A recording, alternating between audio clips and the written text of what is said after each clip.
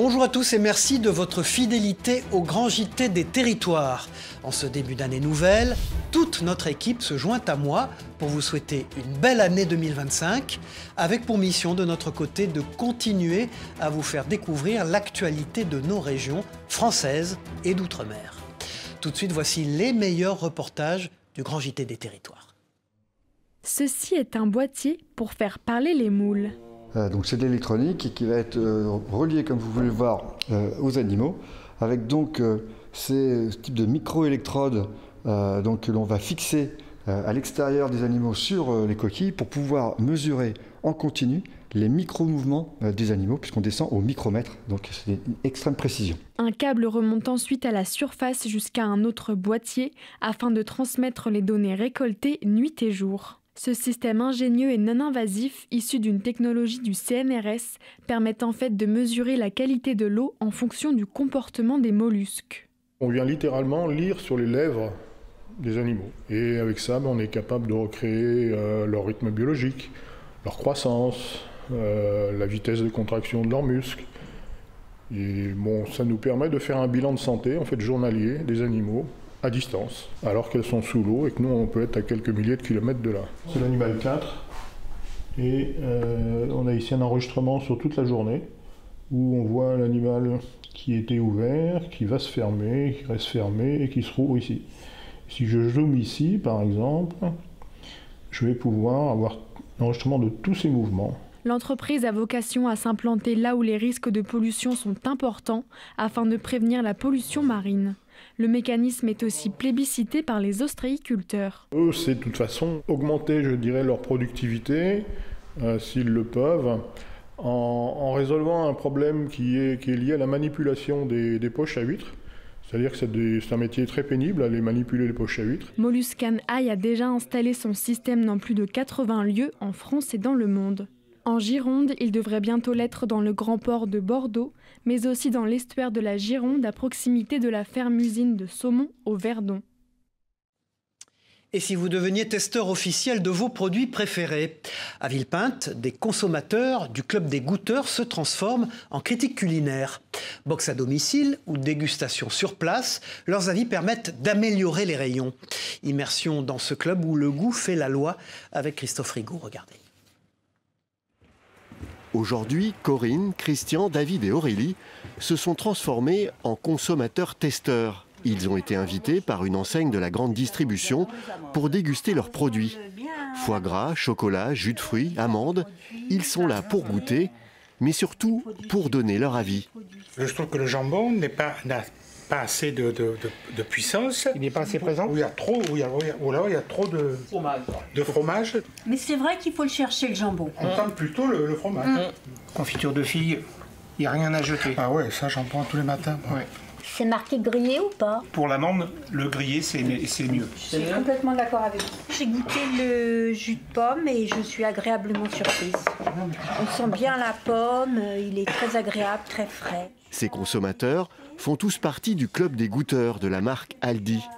Régulièrement, ils reçoivent des box à domicile pour tester et évaluer les produits. Mais aujourd'hui, ils sont invités dans une des salles tests de la marque pour découvrir de nouveaux produits avec le même plaisir. L'intérêt, c'est de goûter des trucs que je ne m'offrirai pas, et puis il y a des produits que je n'achète jamais. Donc là, au moins, je vais pouvoir goûter des trucs. Dans le jus de pomme, j'en prends jamais. C'est des produits variés, des produits salés, sucrés, des produits au quotidien. Et j'aime bien goûter les bonnes choses. Verdict, c'est directement auprès d'un collaborateur du service communication de l'enseigne que nos goûteurs font leurs commentaires. Et ça, j'ai trouvé que c'était très bon. Tout le monde a bien aimé parce que tout le monde a piqué dedans et il y en avait 20. Mais je trouve que ça n'a pas beaucoup de goût le jambon. Il manque du jambon. D'accord. C'est une bonne info. C'est exactement ce type d'info qu'on cherche à avoir. Des commentaires très importants pour l'enseigne. Le fait d'avoir le client en face, ça nous permet de dire tiens, ça, c'est la priorité numéro 1. Ce produit-là, il faut le faire modifier dans ce sens-là. Donc ça nous permet surtout de prioriser nos axes d'action pour les prochains mois. On prend les informations, on traite les retours, et après on donne ça au service qualité et on fait évoluer nos recettes et tout le processus pour que nos clients après puissent être plus satisfaits de la qualité de nos produits. Depuis 2 ans, la marque a fait tester 350 produits et recueilli plus de 50 000 avis. Tout à fait autre chose, une couturière au grand cœur. Elle s'appelle Laurence et elle transforme sa passion pour la couture en un véritable projet solidaire. Elle met son savoir-faire au service de sa communauté. Découvrez son univers inspirant dans ce reportage de Fanny Savard pour notre partenaire 8 Mont-Blanc. Pieds sur la pédale et regard concentré, 6 couturiers en herbe se lancent dans l'élaboration d'une trousse de toilette.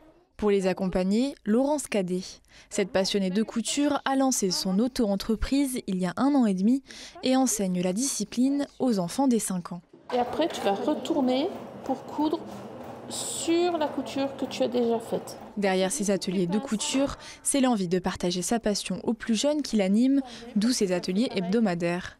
Des activités qu'elle développe aussi pour des enfants atteints de troubles du comportement. Pour les enfants, les cours de couture, c'est arriver à utiliser ses mains. Et quand on utilise ses mains, ça calme le cerveau en fait. Et de ce fait-là, il y a moins de troubles de l'attention. Profondément altruiste, Laurence accompagne aussi bien les plus jeunes que les aînés. Ce vélo, c'est celui qui me sert pour me rendre au domicile des personnes. Basée à Lovani, la couturière se déplace dans un rayon de 10 km pour s'affranchir au maximum de l'utilisation de la voiture. Ce matin, c'est à Nonglard, chez Marie-Jeanne, qu'elle a rendez-vous. Au programme aujourd'hui, 3 pantalons et un manteau à retoucher qui permettent à la doyenne du village, âgée de 93 ans, de conserver sa garde-robe. Je croyais même pas que ça se faisait, j'ai dit, dis donc, surtout avec son vélo. D'adapter les vêtements, c'est ce qui permet à des personnes qui sont âgées, qui ont parfois des mouvements qui deviennent limités ou un équilibre qui est limité, de continuer à porter leurs vêtements. Au travers de ces rendez-vous, c'est surtout l'échange avec les personnes âgées qui prime. D'après les statistiques, l'isolement touche près du quart des seniors de plus de 75 ans, quand de nombreux jeunes sont en quête de logement. Alors la solution, la colocation intergénérationnelle. Un dispositif qui résout les problèmes de chacun et qui permet surtout de créer du lien entre 2 générations. Dans le Morbihan, une jeune association met en relation des jeunes de moins de 30 ans avec les personnes âgées. C'est un reportage de Karine Chevrolier pour TBO, la chaîne du groupe Le Télégramme. Bonjour! Bienvenue chez René et aussi chez moi et Quentin, mon colocataire. Mais aussi Onyx, le chat. Tous vivent dans cette maison à Saint-Avé. La colocation intergénérationnelle, René, 82 ans, la pratique depuis 20 ans. Après le décès de son épouse, il y a 18 mois, il a failli y mettre un terme.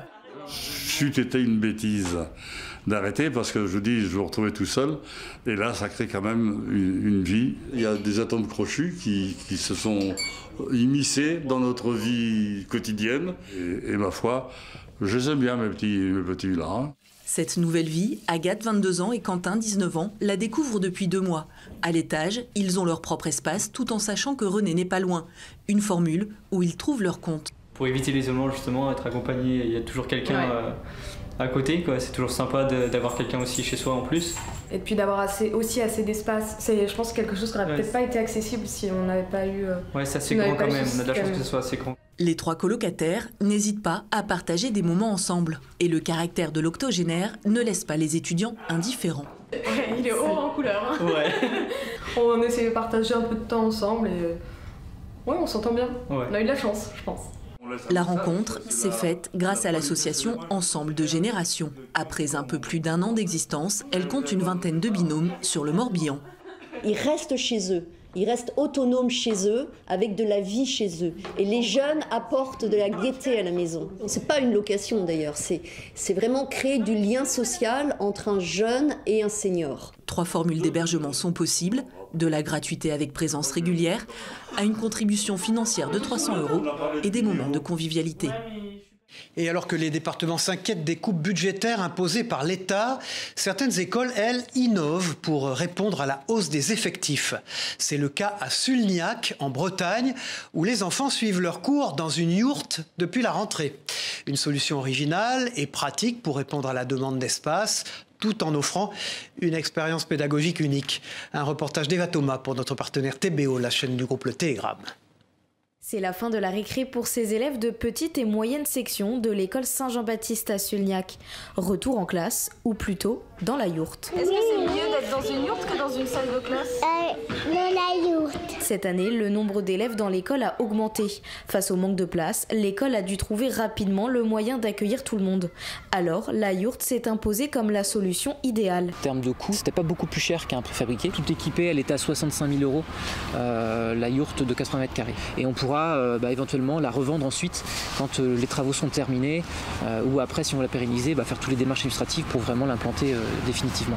Au-delà de ses avantages financiers, la yourte a séduit l'équipe enseignante pour ses valeurs écologiques. Proche de la nature, proche des enfants, on est très attentif aussi au rythme des enfants. Et c'est vrai que la yourte correspondait bien à ses envies et à notre thème d'école. En Bretagne, l'utilisation de la yourte comme salle de classe prend de plus en plus d'ampleur. Aujourd'hui, dans la région, 7 écoles ont opté pour cette solution. Le mouflon de Corse a failli disparaître en 1950, mais il fait désormais partie des mammifères protégés depuis un arrêté ministériel de 2019. Face à la diminution inquiétante de l'espèce, le parc national régional de Corse a mis en place un élevage en enclos. Depuis 3 ans, plus de 50 mouflons ont pu être relâchés dans la nature. Regardez ce reportage d'Alain Ricciardi pour Télépaésé. Regardez.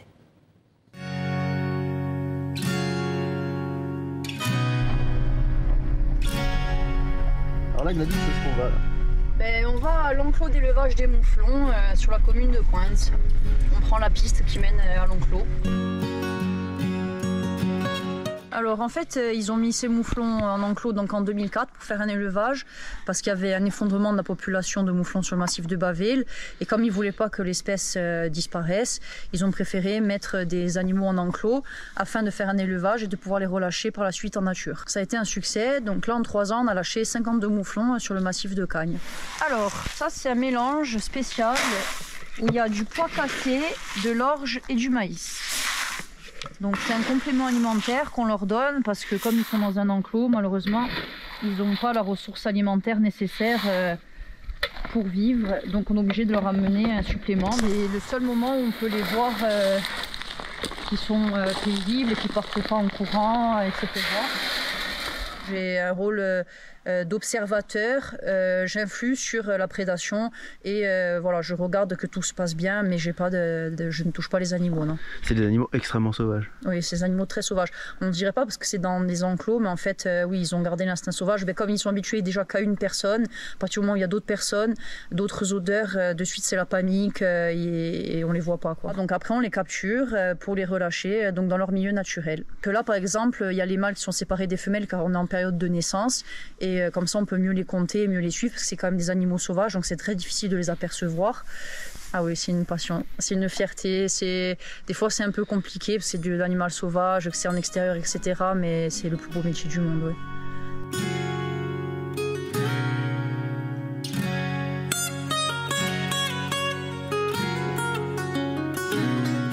À Fontenoy-le-Château, une association compte célébrer le 90e anniversaire de la disparition d'Arsène Raymond, alias le Gros Raymond. Avec ses 315 kilos, ce personnage hors norme se faisait payer pour exhiber sa carrure imposante. Star locale et phénomène de foire de l'époque, retour sur un événement qui va peser dans les mémoires. C'est notre partenaire Vosges TV qui était sur place. C'est un personnage indissociable de l'histoire de Fontenoy-le-Château.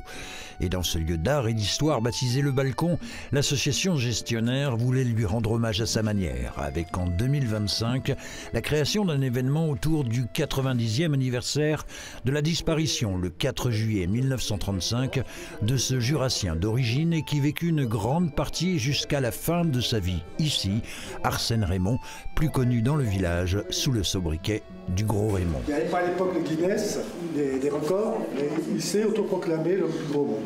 Car avec ses 315 kilos, celui que l'on appelait encore le colosse jurassien était un étonnant personnage. Après avoir été garçon de café, marchand de vin ou vendeur de chaussures, il deviendra ce qu'il était encore convenu d'appeler à l'époque un phénomène de foire. Et c'est bien cela qui est à l'origine du projet qui sera mené par ces 2 artistes. Vanina habite à Fontenoy-le-Château et c'est la singularité de l'homme qui l'a marqué. Je pense qu'il ne subit pas sa différence physique, mais il la cultive, il la nourrit. Marion, elle est factrice de masques, de ceux qui en disent quelquefois plus long que ceux qu'ils ne cachent. À la fois il cache, mais en même temps il révèle. Et c'est ce que je vais devoir faire, recréer la personnalité de cet homme par le biais de ce masque-là. Petit détour à présent du côté de cette fresque à demi effacée. Près de la première bachelière de France, Julie Victoire d'Aubier, figure Arsène Raymond entouré de deux autres phénomènes de foire, les nains d'Arceau, deux frères de petite taille, René, 1,10 m et Roger, 97 cm. Il faut savoir qu'il y a des descendants. Apparemment, il y aurait, je ne sais pas si c'est deux petits-neveux ou deux petits-fils qui seraient sur Metz. Donc je vais les retrouver aussi. Le président de l'association Le Balcon est également sur la piste d'un objet un peu spécial. Il avait deux tabourets. Il avait un tabouret pour, on va dire, son fessier et puis le tabouret du ventre. Et ce tabouret, apparemment, est sur Fontenoy. Et d'ici là, l'association lance un appel pour recueillir autant d'éléments que possible sur la vie du Gros Raymond. Le billard est un sport traditionnellement très masculin. Marion Jude, licenciée au Billard Club Legrand de Limoges, est malgré tout devenue championne du monde de billard anglais, tout en poursuivant ses études de commerce. Âgée seulement de 23 ans, Marion est la première femme à intégrer le circuit master composé des 32 meilleurs Français. Pour 7 à Limoges, regardez ce reportage que lui ont consacré Tom Meyer et Alain Druot sur place. Le monde du billard est essentiellement masculin. À Limoges, un club travaille à féminiser la discipline en organisant différentes actions. Sur une trentaine de pratiquants, 6 sont des femmes, dont une championne du monde. On manque cruellement de licenciées féminines, que ce soit alors forcément dans notre club, mais en fait en France et partout. C'est un sport qui est voilà, majoritairement masculin. Donc aujourd'hui, c'est une journée porte ouverte où on accueille les féminines qui souhaiteraient s'initier au billard ou juste découvrir la discipline. Après l'athlétisme, l'équitation et la natation, sport pratiqué il y a quelques années, Fanny vient d'adhérer au club. Ça fait quelques mois que je fréquente la salle de billard et du coup aujourd'hui, voilà, je suis très contente de pouvoir intégrer le club. D'autant plus que pour ma reine Marion Jude, championne du monde, je suis très honorée. C'est une discipline qui est vraiment très sympa, dans un environnement qui est calme, même si voilà, on peut avoir du stress lorsqu'on joue. On est bien loin de l'image qu'on pouvait avoir avant, voilà, le billard dans les bars entouré d'hommes. C'est plus du tout ça, il y a des clubs... Maintenant, voilà, il y a des clubs avec des écoles. On peut venir apprendre voilà, de manière très sympathique avec des gens qui sont passionnés et qui sont là qui sont prêts à expliquer. En loisir ou en compétition, le billard, mesdames, mérite votre attention. Voilà, et puis Lucien Magana est luthier depuis près de 30 ans. Il fabrique des guitares dans son atelier de Sionzier en Haute-Savoie. En plus de rechercher le son parfait, il s'amuse avec l'esthétique pour faire de ces instruments des objets uniques. Chacun d'entre eux a été fait sur mesure, vous allez le voir. Ce travail minutieux nécessite plusieurs heures, voire plusieurs années de labeur. Pour 8 Mont-Blanc, Kezia Poudou l'a rencontré dans son atelier. Regardez. Avant d'être luthier, Lucien Magana est surtout passionné par la musique. C'est à l'âge de 13 ans qu'il découvre la guitare et plus de 60 ans plus tard, cet instrument de musique détient toujours une place importante dans sa vie. Je suis chanteur-guitariste. Donc quand on chante, la guitare c'est un instrument, on va dire presque favori parce qu'on peut l'emmener partout. Hein, vous asseyez au coin d'une table, vous prenez une guitare et puis ça y est, c'est parti. C'est par passion qu'il a découvert ce métier dans les années 1990. Ne pouvant pas en vivre à 100%, il travaillait en parallèle dans une usine de décolletage. Aujourd'hui retraité, il continue de créer son instrument favori. Au total, il a fabriqué près de 80 guitares et voici la pépite de sa collection. Celle-là, elle est unique. Je l'ai présentée à Paris plusieurs fois. Et jusqu'à présent, personne ne m'a encore copié. Il n'y a pas d'ouverture. Il y a une double table et un double fond. Mais avant de pouvoir sortir de telles notes, ce prototype lui a demandé beaucoup de temps, plus de 2 ans de travail. Les guitares plus traditionnelles nécessitent quant à elles près de 150 heures. Guitares classiques, folk, électriques ou encore même des ukulélés sont créés dans cet atelier. Sa clientèle étant avant tout composée de musiciens professionnels, la qualité se doit d'être irréprochable. Et cela commence d'abord par le choix du bois et notamment de la table d'harmonie, élément essentiel de la guitare puisqu'elle a un énorme rôle à jouer dans la sonorité de l'instrument. Le PCA est un très bon bois de résonance qui est utilisé depuis le Moyen-Âge pour fabriquer les violons, les violoncelles, etc. Le bois de chacune des parties de la guitare, comme le manche, le fond ou encore les éclisses, a été réfléchi pour optimiser ce matériau au maximum. Suivant si vous voulez une guitare qui brille ou une guitare qui soit un peu plus sourde ou un son qui soit un peu moins brillant ou un peu plus brillant, on travaille exactement sur les barrages qui sont sous la table. Le plus gros de cette commande sur mesure a été effectué. Une fois terminée, elle ira dans une salle spéciale dont l'hygrométrie est mesurée pour permettre à l'instrument une conservation optimale. À Limoges, la capitale de la porcelaine s'interroge sur l'impact écologique de son activité. Les morceaux défectueux et cassés pourront à l'avenir être recyclés et réemployés dans des céramiques techniques pour l'automobile par exemple ou l'aviation, grâce aux recherches d'un ingénieur céramiste qui a travaillé sur le recyclage des déchets de porcelaine dans les manufactures. C'est un reportage de 7 à Limoges sur place. Partagé entre la manufacture de porcelaine Coquet et l'incubateur d'entreprises de l'Université de Limoges, Valentin Jaillat vient de mettre au point SaraShape, un procédé pour la réutilisation des déchets porcelainiers. Ça ressemble bien à une véritable révolution. À la fin d'un projet avec le laboratoire, où on n'a pas pu forcément industrialiser ce procédé à l'échelle du laboratoire, et donc on souhaitait la création d'une start-up pour converger naturellement vers un procédé comme ça qui soit industriel.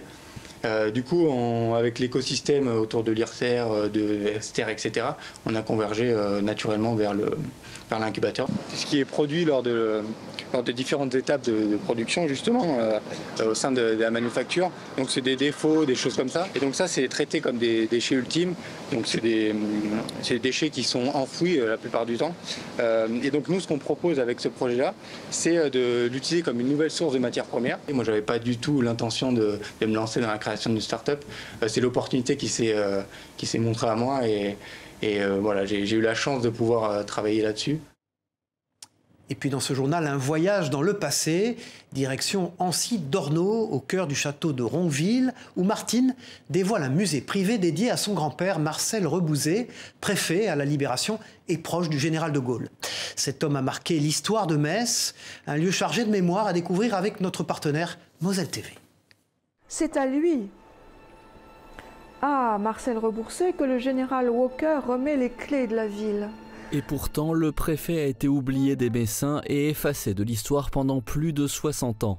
Ami du maire de Metz Raymond Mondon et du général de Gaulle, il avait récupéré un département en ruine à la Libération. L'idée, c'est vraiment de mettre en lumière cet homme qui a été fondamental pour Metz et la Moselle. Il est resté à Metz de 1918 en tant qu'avocat à 1956, avec la période, somme toute très brève, de la préfectorale, donc 44-45, mais son influence sur Metz a été profonde. Une grande figure du barreau de Metz, il a marqué la vie intellectuelle locale parce qu'il a fait de nombreux discours radiophoniques et autres. Il était une sorte de journaliste de l'époque aussi parce qu'il écrivait beaucoup. Il a milité en faveur de la création d'un aéroport civil à Metz, à Frascati. En vidant la maison familiale, la petite fille du préfet a découvert des archives uniques. Le grand public peut les voir jusqu'à la fin de l'année au château de Ronqueville. L'exposition retrace sa vie. Là, j'ai beaucoup de photos originales de la libération de Paris. Et c'est à ce moment-là qu'il assiste à des scènes. La libération de Paris, c'était vraiment un déchaînement de vengeance. On voit ces femmes tondues exhibées dans les rues. On voit ces hommes lynchés, massacrés. L'avocat qu'il était ne supportait pas cette violence. Je pense que c'est aussi pour ça que le général de Gaulle l'a choisi. Il savait que ce serait un homme qui maintiendrait la paix civile. Ultime hommage du préfet actuel, depuis le 18 juin, une salle de la préfecture porte le nom de son grand-père. Et on termine ce JT en couleur. Dans ces madrasses sont animées une journée spéciale dans un centre de loisirs dédié à la découverte de la culture martiniquaise. L'événement, organisé pour la journée de la tenue traditionnelle, a plongé les enfants dans le riche patrimoine de l'île, entre folklore et histoire. Retour sur cette belle immersion culturelle avec Loïc, Régis et Bérénice Angot pour notre partenaire Via ATV sur place. Pour les petits comme les grands, le tissu madras est de rigueur aujourd'hui. Les enfants de ce centre aéré de Fort-de-France répètent leur gamme sur des notes de Begin, une mélodie qu'Emma et ses camarades connaissent maintenant par cœur. 1, 2, 3. Ils ont entre 2 et 10 ans, une jeune génération qui doit encore s'approprier les codes de son patrimoine culturel. Pour la directrice de cette structure, moderniser l'aspect du tissu emblématique est une des solutions. C'est important pour moi que le madras soit quelque chose qu'ils puissent porter au quotidien. Pour nous, c'est porter de beaux habits. Donc souvent, dans de grandes cérémonies, nous portons notre madras. Et là, on a montré aux enfants qu'on n'a pas besoin forcément des grands jours pour sortir du madras. On peut faire un arrêt-tête, on peut porter un jupon, etc. C'est magnifique parce que c'est ça notre cible. Montrer à la jeunesse, montrer aux petits que nous avons une tenue traditionnelle comme les Normands, les Bretons. Et ils vont en être fiers. Grand robe ou encore gaule, il existe plusieurs catégories de tenues traditionnelles en Martinique. Alors je suis en matador. Alors la matador, c'est vraiment toute une histoire. Hein. C'est celle qui joue de ses charmes, hein, qui a des choses à proposer et qui, heureusement, en retour, elle paie en soi, fait des récompenses, on va dire. Et donc la matador, elle est très, très achalandée en bijoux. Vraiment, on a la panoplie, on a les chaussures qui vont avec, on est dans notre tenue avec les codes respectés. Au revoir à tous et merci d'avoir suivi le Grand JT des Territoires. Toute notre équipe vous souhaite une belle et heureuse année 2025. Tous nos vœux de bonheur. On se retrouve très vite pour une nouvelle édition. Au revoir.